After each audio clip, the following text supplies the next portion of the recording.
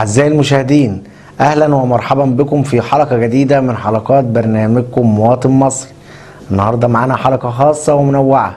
معانا لقاء في أول حلقتنا النهاردة مع الأستاذ الدكتور عاطف البحراوي، عميد كلية الطب بجامعة الزقازيق. نشوف التقرير ونرجع لكم تاني.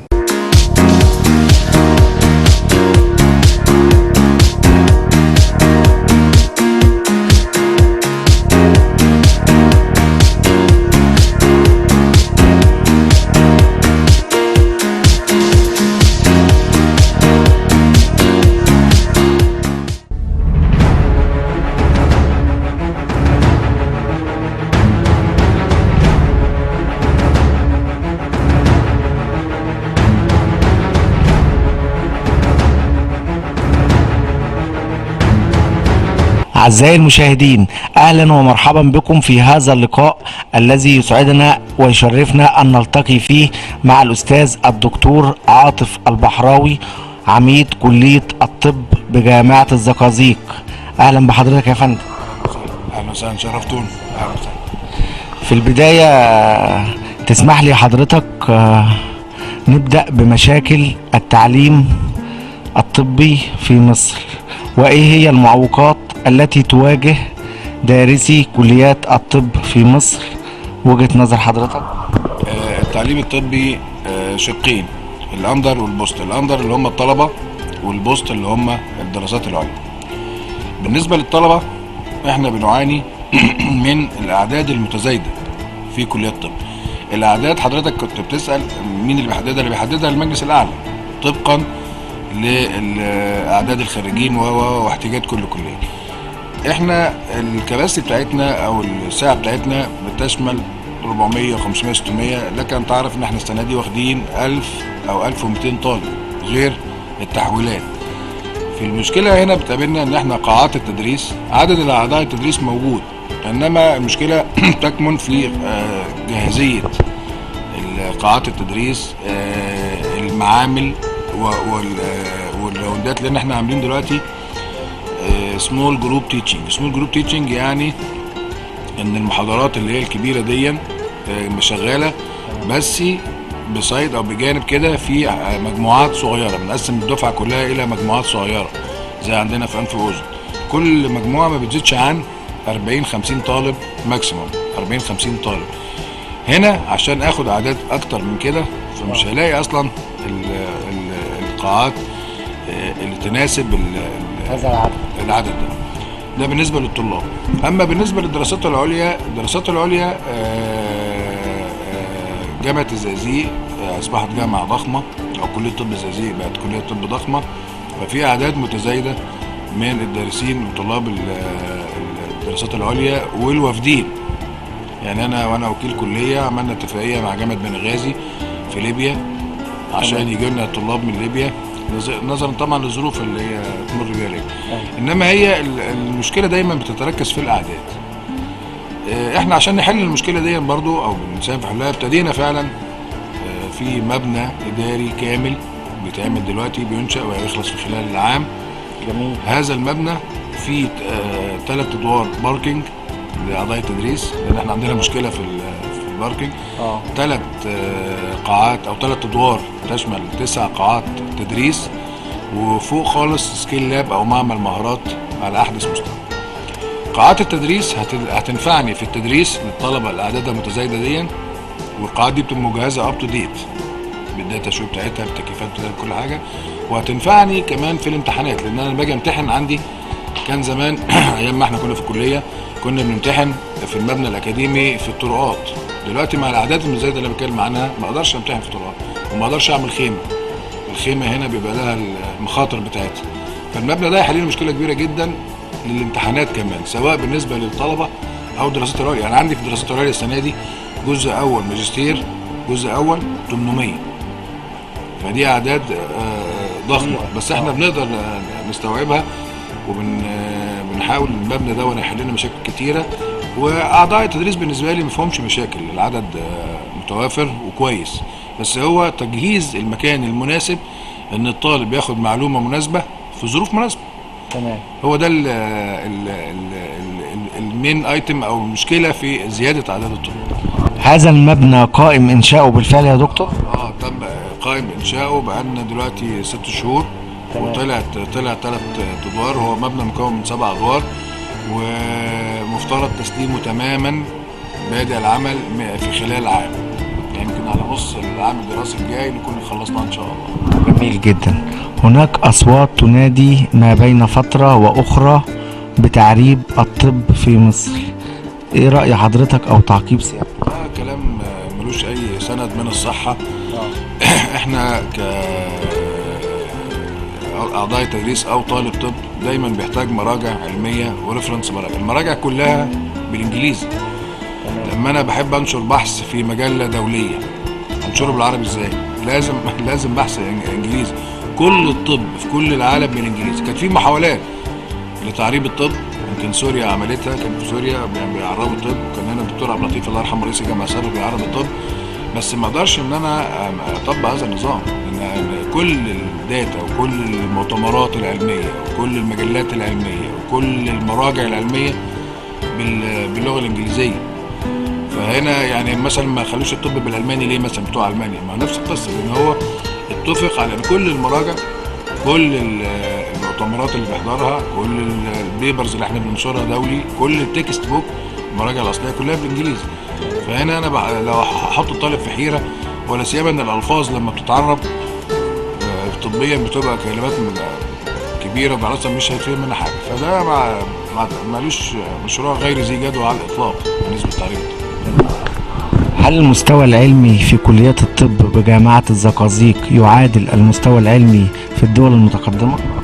احنا في جامعة طب الزقازيق عموما الحمد لله بنشهد طفرة رهيبة. انت بتعرف الطفرة منين؟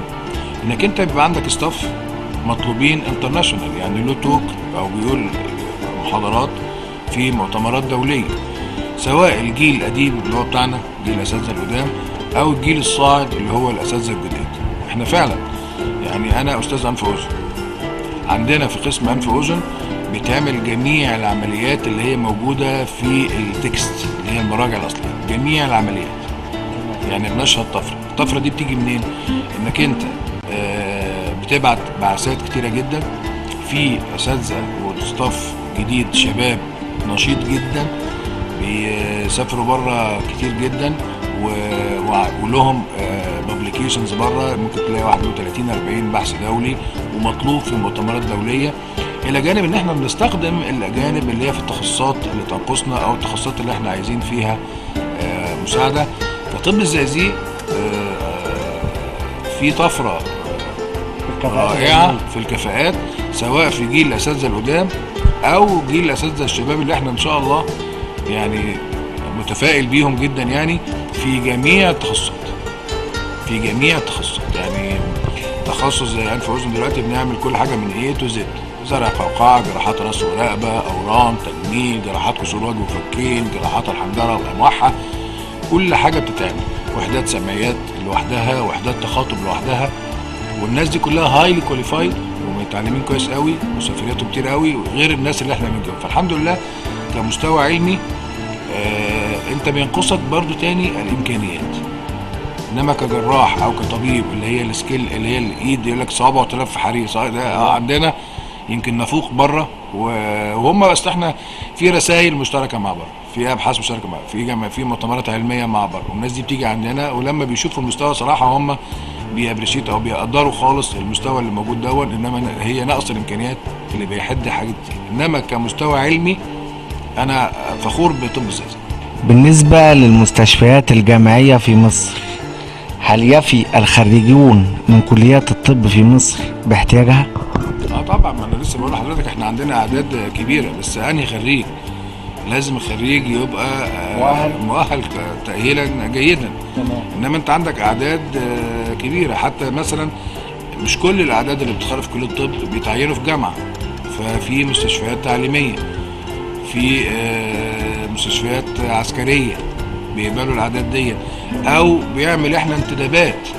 نفرض ان في طبيب عايز يتدرب بيجي عندنا دي اسمها حاجه طبيب زائر، طبيب الزائر او منتدب بيجي هنا في الجامعه عشان يتعلم صح، ويسجل بسرعه وياخد الرسائل بسرعه للماجستير والدكتوراه. الاعداد موجوده والكفاءات موجوده، بشرط انها تتوجه صح وتتعلم صح. طيب بالنسبة حضرتك لمستشفيات أو الوحدات التي يتم فيها غسيل الكلى، والمرضى يعانون حاليا بسبب ارتفاع أسعار المستلزمات الطبية، الخدمة التي تقدم بالفعل لمريض غسيل الكلى بمحافظة الشرقية. مريض غسيل الكلى اللي هو جاي هنا عندي ما بيدفعش حاجه، اللي هو بيبقى قراره زاري او تامين صحي ما بياخدش منه فلوس، انما انت بيبقى ناقصك فلاتر، خلاص فلاتر غسيل الكلى. احنا في مشكله بتقابلنا دلوقتي اللي هو الارتفاع بتاع سعر الدولار. في بعض الشركات بتمتنع عن التوريد، يقول لك انا فرق السعر عالي جدا خالص، انا مش هقدر اورد، او بيمتنع ويرفع عليا قضيه او يديني انذار. انما ما حدش بيدفع حاجه هنا. مستشفيات جامعه الزقازيق ما حدش بيدفع، ولا العمليات اللي بتكلف بره.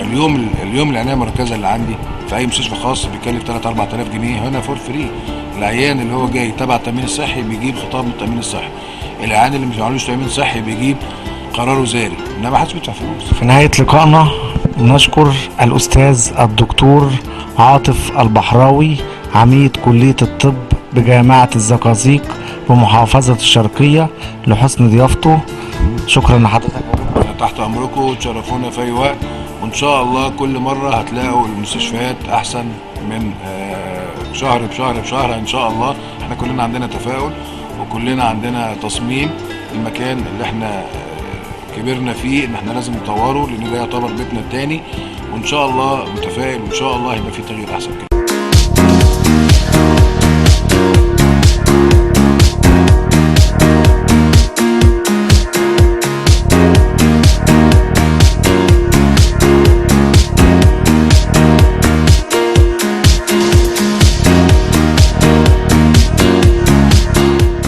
ورجعنا لكم من التقرير وشفنا اللقاء. الدكتور عاطف البحراوي كان من كلية الطب بجامعة الزقازيق. معنا تاني تقرير في حلقتنا النهاردة عن محافظة الإسماعيلية من قرية البياضية للزميل سيد سالم. نشوف التقرير ونرجع لكم تاني.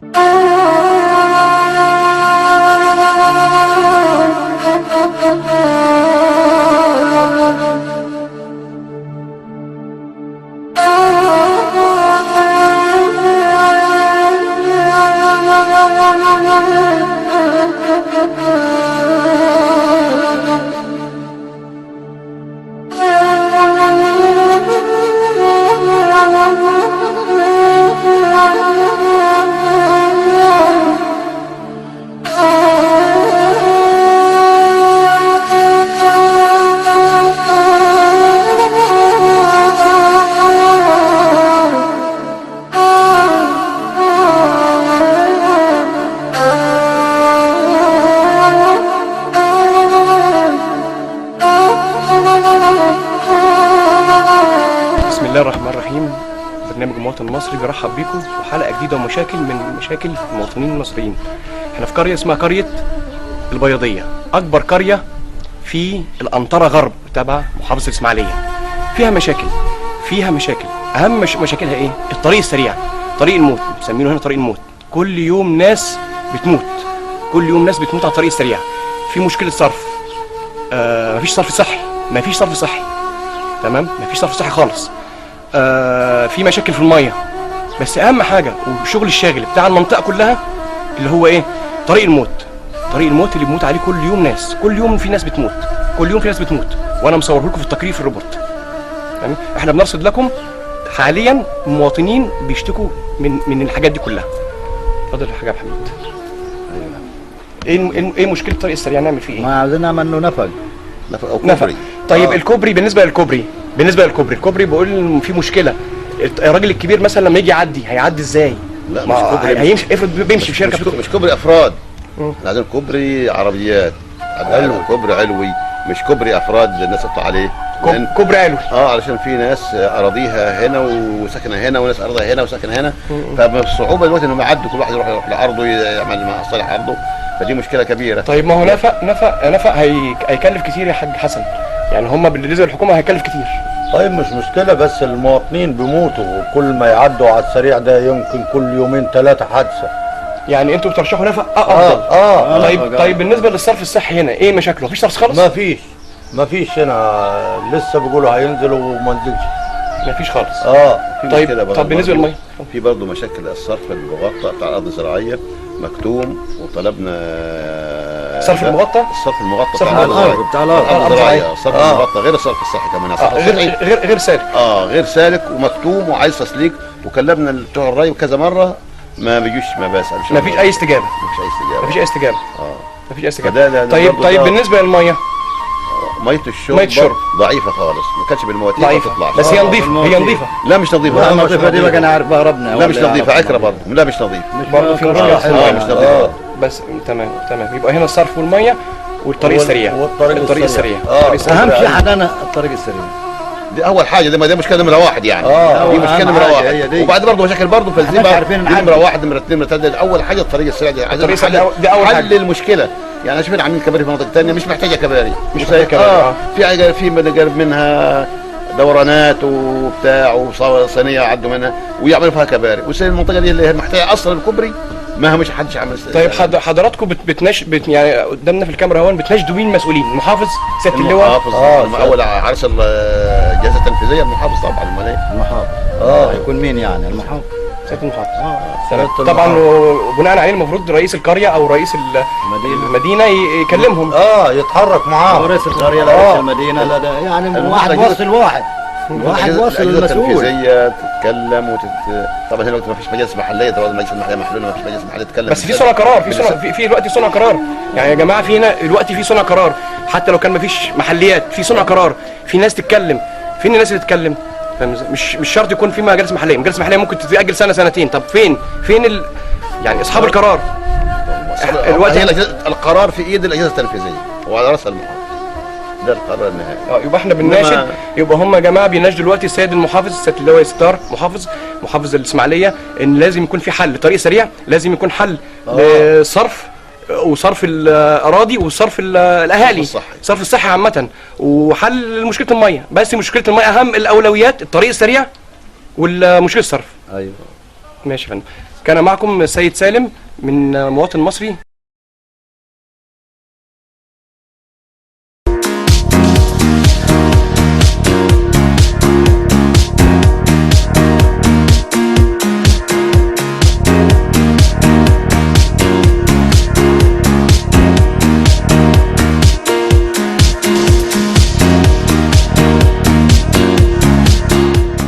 ورجعنا لكم من التقرير وشفنا أهالي قرية البياضية التابعة لمحافظة الإسماعيلية. القرية معدومة من الخدمات بسبب طريق الموت ونقص في الصرف الصحي. لا يوجد عندهم أي خدمات. لازم يكون في رد فعل من المسؤول. فين محافظ الإسماعيلية؟ فين رئيس الحي؟ كل يوم واحد بيموت على هذا الطريق. دي أرواح ناس، خطورة على حياة المواطنين بأهل القرية. طريق سريع يمر أمام القرية ولا يوجد فتحة أو مكان للطلبة أو للمواطنين إنهم يروحوا مدارسهم أو وظائفهم أو أشغالهم، فده ما ينفعش. فياريت حد يتواصل معانا من محافظة الإسماعيلية بخصوص هذه المشكلة. فريق عمل برنامج مواطن مصري قام بالتواصل مع السيد سكرتير محافظ الإسماعيلية ورئيس مجلس المدينة للرد والتعقيب على هذه المشكلة. منتظرين الرد. معنا تقرير آخر من محافظة الإسماعيلية للزميل سيد سالم بسبب البائعون الذين يعملون في تجارة الملابس. مجموعة من الشباب عندهم بعض الأكشاك أكل عيشهم من هذه التجارة. رئيس الحي أو مكتب المحافظ متعسف إنه يشيلهم من هذا المكان. طب لازم يكون في بديل، لازم يكون في رد من المسؤول. الناس دي عايزة تعيش. نشوف التقرير ونرجع لكم تاني.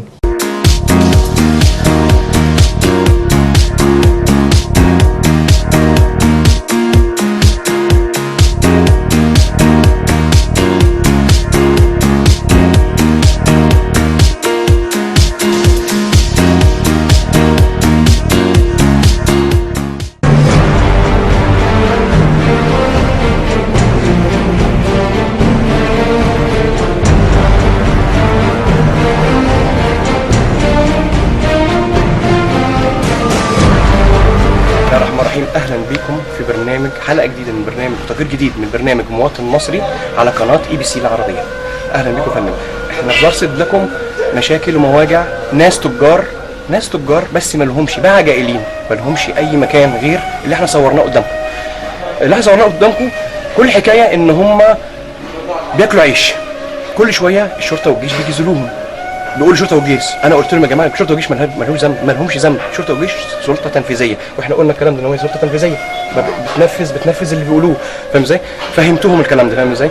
هم مش بيقولوا ماشي احنا مخالفين، هم معترفين نحن مخالفين، بس احنا بناكل عيش، عايزين مكان، واحنا ازيد من حوالي 300 400 وشويه 400 وشويه اكتر في ناس كتير اكتر يعني هو بيقول حتى يمكن معديه ب 500.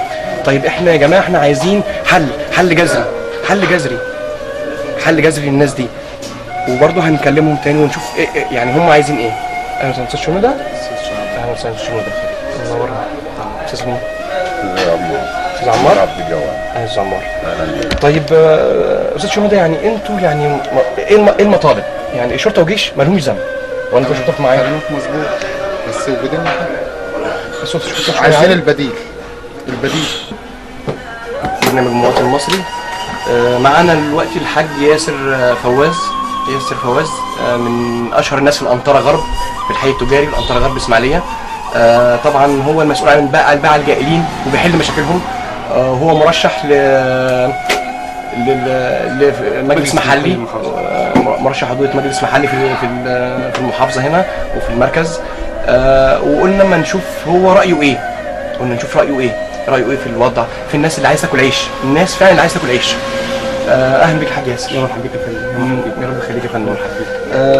منورنا اولا. يا مرحبا بك. ليا شرف العظيم طبعا بضيوفك المحترمين، شرفتونا والنهارده في الانطره، وده شرف عظيم للانطره. CBC تشرف الانطره. يا رب يخليك. خدت بالك واحنا في منتهى السعاده. لا ABC العربيه عامه احنا كنا عايزين نيجي لك من زمان. ليا الشرف العظيم طبعا، ليا الشرف العظيم يا فندم، والله شرف كبير لينا كأنطره. بلد جميله بترحب بكل الناس المحترمه. طيب اولادك بقى واخواتك اللي هم يعني عايزين حل اللي هم الباعة، يعني انت ايه رايك حضرتك؟ والله بالنسبه لموضوع الباعة الجائلين الموضوع مش بسيط، موضوع كبير تمام. بل احنا من قيمه 4-5 سنين ايام رئيس مجلس المدينه كان موجود في الانطره غرب عندنا، عرضنا بعض المواضيع بالانطره غرب، عرضنا ان احنا بنقول حل الباعة الجائلين. قلنا ناخد سور السكه الحديد للباعة الجائلين تمام، من خلال جمعيه الباعة الجائلين، وتكون هي ملتزمه امام الحكومه بكل عمل للسور، ويتحط عليه بدلين بارقام بشكل جمالي، منظر حضاري للبلد، وهنلم الناس دي كلها ويتحط بارقام مسلسله تمام، باجر رمزي لو 500 جنيه بدلين. بس اكتر من 500 يعني العدد كبير، عدد ناس اكتر من 500 تقريبا يعني على حسب كلام الناس وحسب ما احنا صورناه ان هم اكتر من 500. هل ممكن يوفر اكتر من 500؟ سيادتك احنا لو عملنا 500 مبدئيا تمام هنبص هنحل حتى لو على الاقل نص المشكله، حتى لو كان باجر. خدت بال سيادتك باجر رمزي، يعني 500 جنيه النهارده الانطره فيها محلات، المحل بيوصل ل 180 190 الف جنيه في السنه. في ناس قالت هدفع 1000 جنيه، يعني في ناس حتى قالت يا جماعه ان هم ادفع 1000 جنيه بس اكل عيش. تمام. انا بدور بقول ايه، المنظر غير حضاري غير ادمي. النهارده في للاسف الشديد بلطجيه بيتحط فرشه في الشوارع، عايز اكل عيش ماشي كل عيش، بس ما تحطش نفسك امام بلد زي دي وتقول انا مثلا ايه باكل عيش تمام. انا بقول مثلا رئيس مجلس المدينه، بقول للسيد المحافظ، بقول للسيد رئيس الجمهوريه، خدت بالك يا ريت بص للانطره غرب. الانطره مهمشه يا فندم، الانطره فعلا مهمشه. عندك حي تجاري زي ده ليه ما بيضخ فلوس ملايين الملايين في الانطره غرب؟ محدش بيسال، محدش بيدور. خدت بال سيادتك لازم نوضع حل. بس هم عندهم مسؤوليات يا ياسر بيه، هم عندهم مسؤوليات وعندهم البلد، انت عارف البلد والله يكون في عونهم. بس ايه ممكن الحل ان نساعدهم فيه وهم يساعدونا فيه؟ بص احنا اولا بجد نشكر السيد رئيس الجمهوريه، بامانه بجد راجل الله يكون في عونه، مش مقصر في اي شيء. الشرطه الله يعينها عليا فيه والوضع اللي احنا ماشيين بيه. بالنسبه للجيش الله يحميه يا رب. كان معكم سيد سالم، برنامج مواطن مصري ABC العربيه.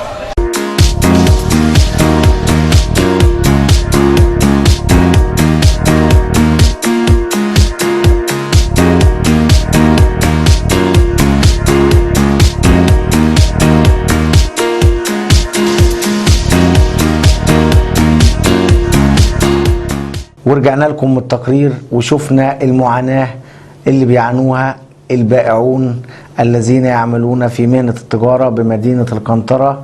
الناس دي لازم يكون لها حل، لازم يكون في رد من المسؤول. يا ريت حد من مكتب محافظ الإسماعيلية يتواصل معانا. دي ناس عايزة تعيش، ناس بتشتغل. عشان أشيلهم من مكانهم لازم يكون في بديل، يعمل لهم مكان كبير أو سوق إنهم يعملوا فيه. إنما لما أشيل البياع أو المواطن اللي بيبيع عشان يسترزق وأكل عيشه من هذه المهنة وأرميه في الشارع، يبقى أنا بحكم عليه بالإعدام. الكلام ده معروف. أنا كده بضيع المواطن، بخليه يلجأ لطرق أخرى، وإحنا مش عايزين كده. إحنا كل اللي بنطلبه من محافظ الإسماعيلية إن يوجد لهم مكان، أو مكان يكون أكل عيش ليهم. ناس عندهم أسر، عندهم أطفال، عندهم مدارس. الناس دي لها احتياجات. المواطن المصري لازم يحس إن المسؤول في تركيز عليه بمعنى أصح، أو في استجابة. لازم المسؤول ينزل الشارع. ازاي رئيس الحي ما بينزلش ويشوف الشارع؟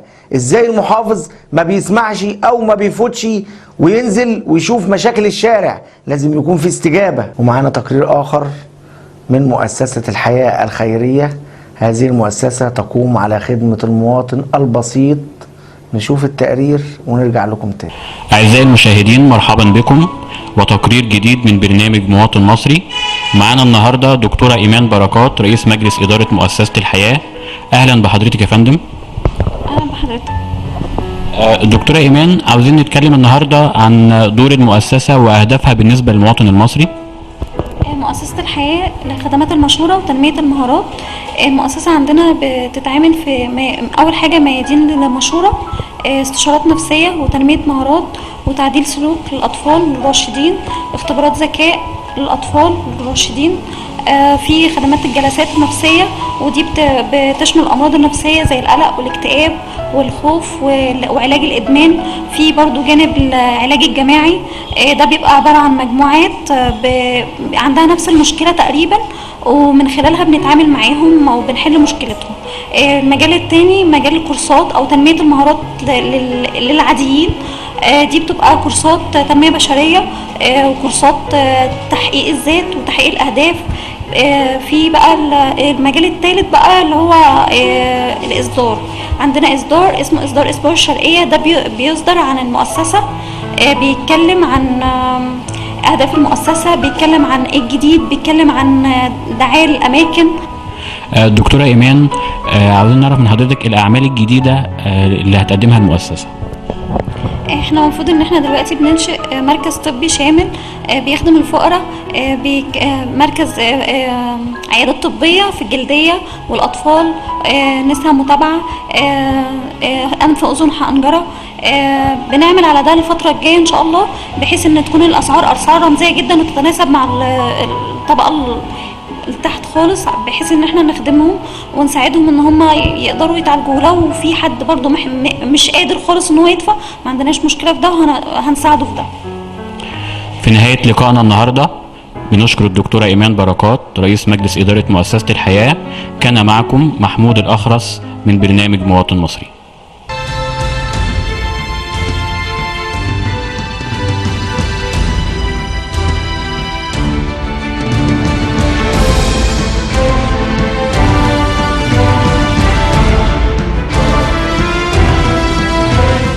زي ما قال الرئيس عبد الفتاح السيسي، الحكومة بتشتغل ولازم الناس تساعد الحكومة. طب يا ريس، الحكومة شغالة، الناس شغالة، الحكومة ما بتساعدش الناس. المسؤول ما بينزلش الشارع، المسؤول مش مهتم بالمواطن ولا بحال المواطن ولا بالمشاكل اللي في الشارع. يا ريت كل مسؤول او المسؤول اللي ما بيشتغلش لا يشتغل، لا يسيب الكرسي اللي قاعد عليه.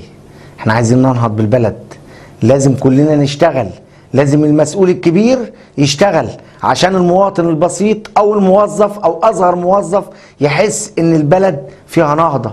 فلازم كلنا نساعد. والى اللقاء في الحلقة القادمة ان شاء الله. ارجو ان تكونوا قد استمتعتم. شكرا والى اللقاء.